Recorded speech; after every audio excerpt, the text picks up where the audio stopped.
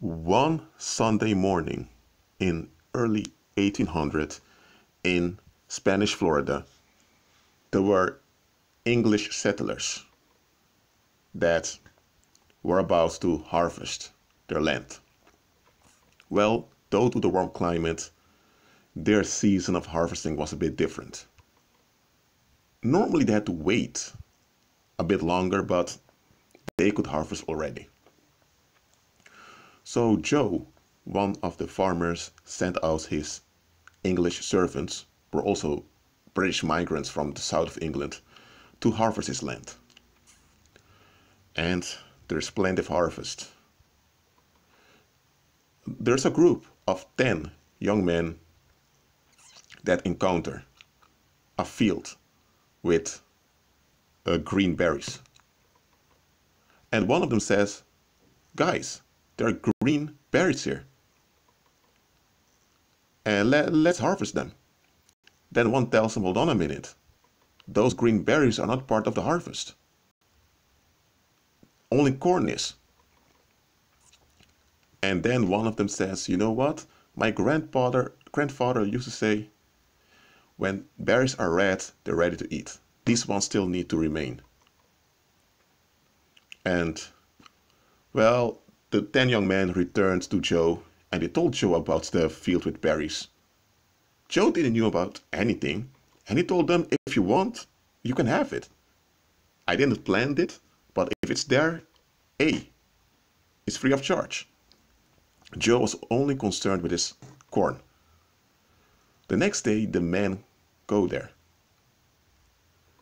But then one of them says, "Hold on, guys. I don't trust this."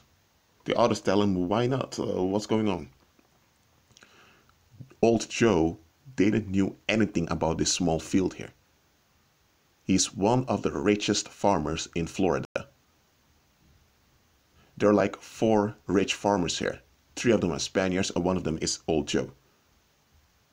His property is the biggest farm property in the whole of Florida. And maybe even in the whole Caribbean. He has people, slaves and employees, keeping good record of his farm. And you mean to tell me he's not aware of this field with an abundance of green berries? The rest of the guys thought about it and realized, indeed, that's a bit weird. And then the guy says, and here's another thing. If these green berries are indeed about to turn, turn red soon, then why do I see clothes of people in those bushes? And one of those clothes has a design from London of 15 years ago. That hat was a fashion, a symbol 15 years ago in London. Around 1795, it went out of fashion. They don't even produce those hats anymore.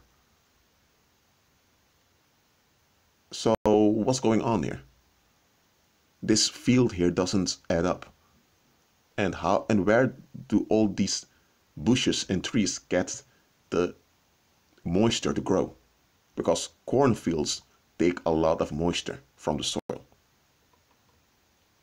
So all the guys begin to think, hold on a minute, this is true, that doesn't add up. Then one day a native came by of an Indian tribe. She spoke Spanish fluently and she encountered one of the guys. She was dating one of them and he told her about this field. Then she told him, "Leave it alone. It's a trap." And she explained, many people went there to pick some red berries. And the berries were delicious, but most of them never returned. That Old Joe is a pagan. And he uses that field with that small field with those with those berries to lure people. People that go there to pick some berries, serpents bite them. and they die. Or you have other creatures jumping and strangling them. Or sometimes you have traps, bear traps, people trap into them. Or sometimes there are holes that they've dug in the ground, and they placed some carpet with fake grass on it. So you walk on it, suddenly you fall into a pit, and you can't get out. So, several years back, an English sailor, let me say a British sailor, came by. He was about to return to Ireland, but some animal killed him, and his head was left behind. Probably that's the head you're talking about. And after she reported this to him, he then told all the other guys. And the guys then told the other employees, don't go near that field with berries. Now, this parable may sound a bit weird, but I intended to make it weird, because I want you to consider the following. There are times you encounter circumstances that are traps. In this case, you had 10 British young men in Spanish Florida working for a rich competitor of theirs, one of their own. They were not working for the Spaniards, they were working for a British guy with a farm in Spanish Florida, because Florida used to belong to Great Britain for a while, and some of the settlers remained behind. And these 10 young men trusted their employer, but they had no idea that their employer was a pagan that sacrificed people. They had no idea who they were really dealing with.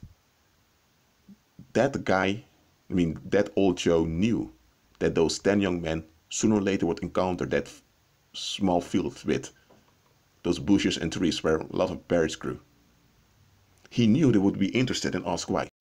So he knew that if he told them you can have it, that they wouldn't see any harm in it. That was his plan, to trap them so they would be killed by the serpents that would jump out, or they would fall into a pit. That old Joe was evil. Period. So those berries, they were green.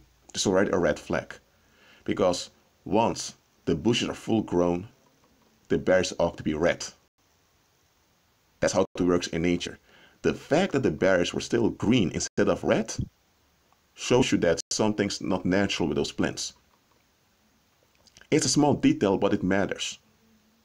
So those guys encountered a small field with many, many bushes with berries on them, but none of them could ever turn red. If a fruit cannot ripe, that means that the plant that produces the fruit is corrupt. So by first sight, the guys should have noticed this doesn't add up. But those guys were not experienced in biology. They were not experienced in dealing with wild plants, with wild fruit.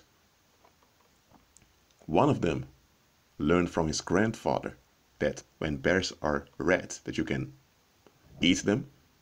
That knowledge that was transferred through generations spared them. Because if they would have eaten some of those green berries, they would have become sick. Some of them would possibly have died. So, yes, lack of knowledge, or let me say ignorance, is not bliss.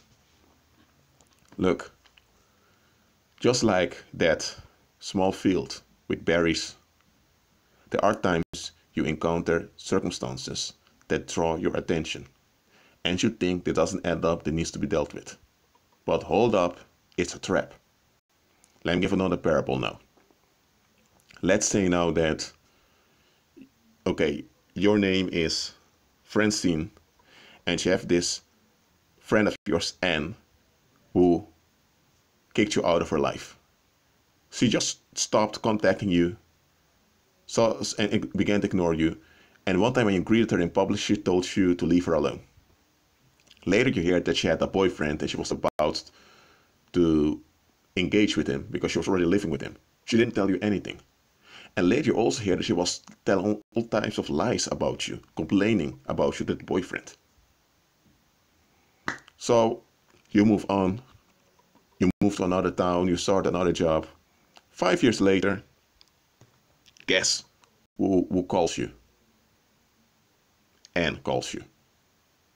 Out of the blue, saying, "Hi, how are you?" Pretending as if nothing happened past 5 years. You cut off the conversation quickly because you don't trust it.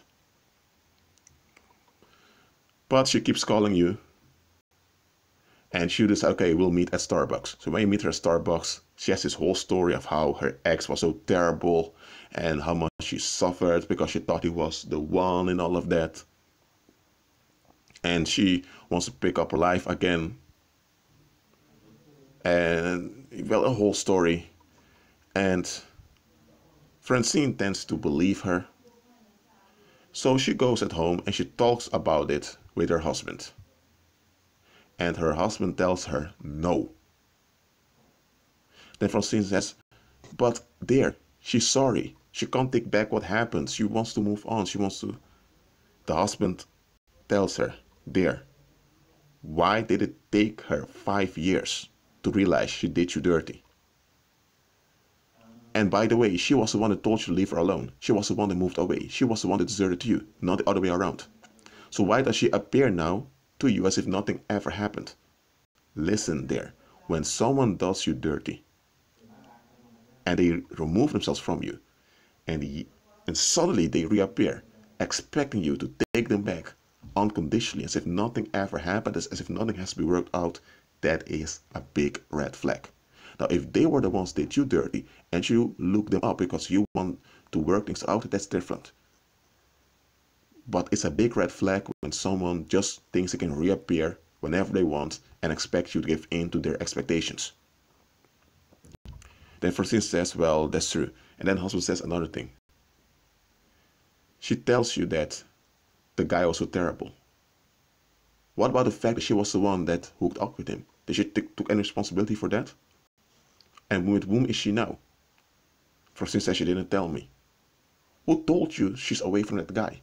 Who told you that that guy is not some warlock or someone in some cult that sent her with a pathetic story to win your trust? I'm asking you, Francine, who sent her? Because this situation, it doesn't feel natural onto me. It seems as if she's on some assignment. And don't you think it's a bit weird also that we just had some financial crisis last year? Last week it was resolved, and now suddenly this former friend of yours appears out of the blue? It is as if we left one affliction and now another affliction is awaiting us. I'm telling you, dear, keep it short and lose that N. Francine obeyed her husband, or best, she listened to her husband and cut her off. And later, both found out that indeed Anne was sent, but not by her so-called boyfriend or fiancé, but by some aunt of Francine that was out to destroy Francine and Francine's family. So in this story, it's obvious that something didn't add up, that there was a trap.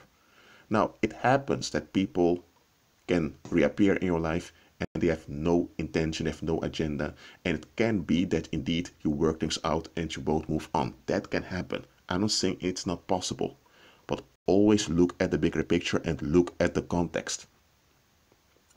Remember in the parable, the berries were green while they ought to be red. And secondly, it was a small field next to a cornfield. So it was an unnatural division. Normally, wild berries grow in the wild, but these wild berries were planted there and they grew as if they were wild. So that's another red flag. Look, there are also times you think you need to deal with the situation, but that's a trap also. Anyway, I hope you understand by now that it's important to look at the bigger picture, to see the context. If the content does not match the context, ask yourself what's going on. And when it relates to people, ask yourself. I'm not telling you to ask them. Ask yourself, who sent them? Maybe it isn't a literal human being that sent them. Maybe it's the enemy pushing them near you because the enemy has an agenda with them. I don't know what's going on with you or what you're going through now. Always remain in prayer, agree with Christ, and look at the bigger picture and ask the question, who sent them? Or why did they appear right now? That's it for now. Agree with Christ and be at peace.